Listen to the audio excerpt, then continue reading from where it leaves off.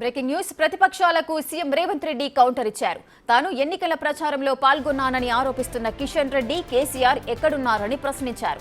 ప్రమాదం జరిగిన రోజు హరీష్ రావు దుబాయ్లో లేరా అని నిలదీశారు.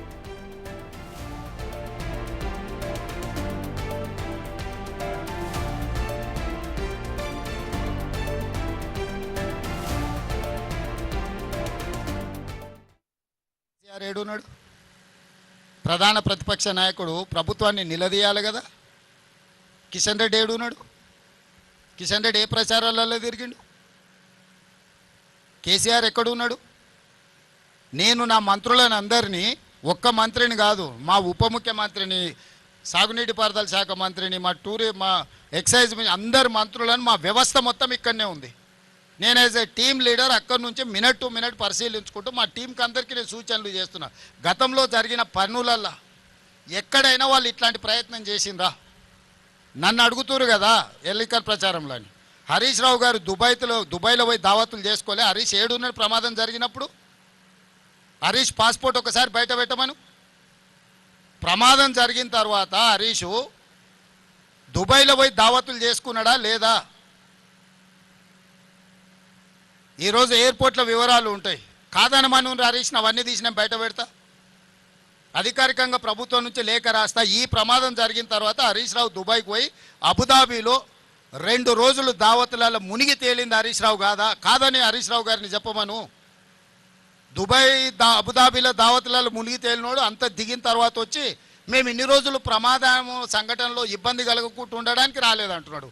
మరి ప్రమాద సంఘటనలో ఆయన వస్తే ఇబ్బంది జరుగుతుందంటే ముఖ్యమంత్రి వస్తే ఇబ్బంది జరగదా?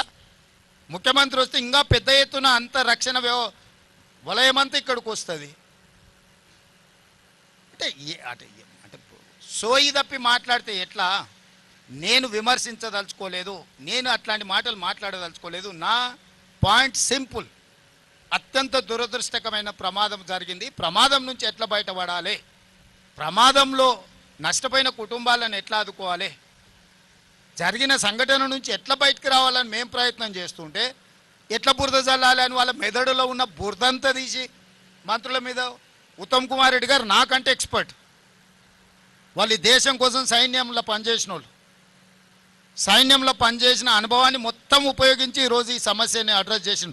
నేను వచ్చుంటే కూడా ఈ స్థాయిలో ఇన్ని ఏజెన్సీలను నేను పూల్ చేయలేకపోతుంటే, ఇన్ని ఏజెన్సీలను పిలవాలన్న ఆలోచన కూడా నాకు రాకపోతుండే. ఉత్తమ్ కుమార్ రెడ్డి గారికి ఉన్న ఆర్మీలో ఏదైతే అనుభవం ఉందో, ఒక సైనికుడుగా పనిచేసిన ఉత్తమ్ కుమార్ రెడ్డికి ఇట్లాంటి క్రైసిస్ని ఎట్లా అడ్రస్ చేయాలనో హీఈస్ ఎక్స్పర్ట్ ఆన్ దట్.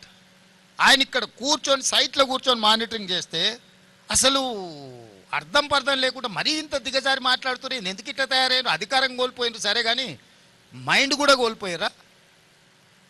అసలు ఏమైనా పిచ్చి పట్టిందా? అయింది వీళ్ళకి దయ్యం పట్టిందా? అబ్దుల్లా ఏదైనా మన నల్లమల్లలో ఈ దయాలు వదిలించేటోళ్ళు ఉంటారు కదా, ఏమన్నా ఏ పార్టీలతోనే ఏమన్నా చెప్పి, నీకు తెలుసు కదా కొంతమంది భూత వైద్యులు, వాళ్ళతోనే ఏదైనా చెప్పి.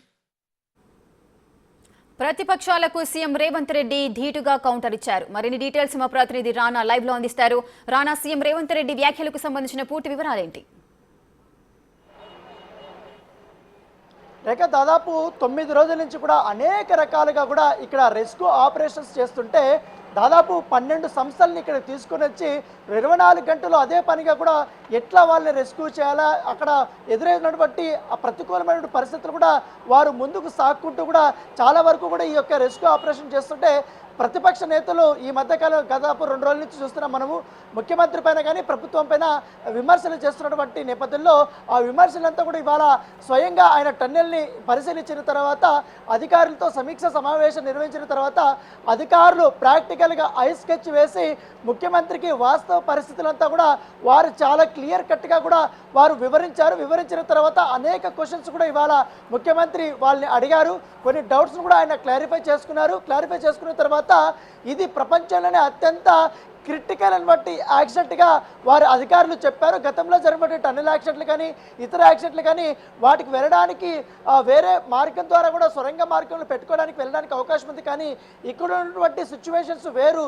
ఇప్పటి వరకు మేము ఇలాంటి రెస్క్యూ ఆపరేషన్లో ఇంత దారుణమైన సిచ్యువేషన్స్ మేము ఎదుర్కోలేదు, అంత క్రిటికల్ అయినటువంటి సిచ్యువేషన్ ఉందనేసి కూడా అధికారులు ముఖ్యమంత్రికి చెప్పడం, ముఖ్యమంత్రి మంత్రులతో కానీ ఇట్లా అధికారులతో కూడా సమావేశం నిర్వహించిన తర్వాత ఆయన బయటకు వచ్చి మీడియాతో మాట్లాడారు. మాట్లాడారు. మీడియాతో మాట్లాడినప్పుడు చాలా క్లియర్ కట్గా ఆయన అంటే రెస్క్యూ ఆపరేషన్లో పాల్గొన్నటువంటి వ్యక్తులు ఎవరైతే ఉన్నారో వారు అత్యంత సమీపానికి వెళ్ళినప్పుడు అక్కడ వారికి కూడా చాలా వరకు కూడా ఇబ్బందికరమైన పరిస్థితి, అంటే వారికి కూడా ప్రాణహాని ఉండే అంత సిచ్యువేషన్ అక్కడ ఉందనే నేపథ్యంలో ఏకంగా రోబోలను కూడా ఇప్పుడు ఈ యొక్క రెస్క్యూ ఆపరేషన్లో దింపాలని కూడా ఆయన ఆదేశాలు జారీ చేసినటువంటి నేపథ్యం కనపడుతుంది.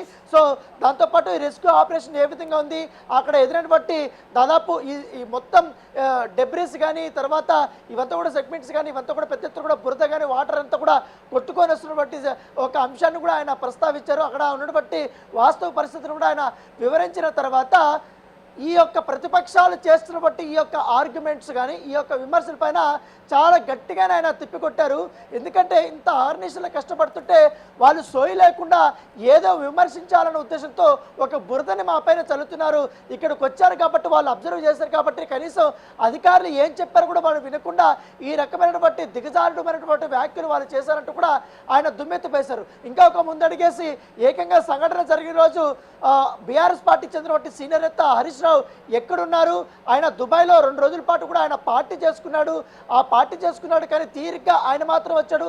అసలు ప్రధాన ప్రతిపక్ష నేత ఏమైపోయాడు, అసలు ప్రజల మీద అంత అక్కర ఉంటే ఆయన ఎందుకు రాలేకపోయాడు, కిషన్ రెడ్డి ఏమైపోయాడు, ఆయన కూడా రావాల్సి ఉండగా ముఖ్యమంత్రి వస్తే ఇక్కడ ఒక పెద్ద పూర్తి స్థాయిలో సెక్యూరిటీని ఏర్పాటు చేయాల్సిన అవసరం ఉంటుంది, మొత్తం ఎంటైర్ డిపార్ట్మెంట్ అంతా కూడా ఇక్కడే ఉండాల్సినటువంటి అవసరం ఉంటుంది.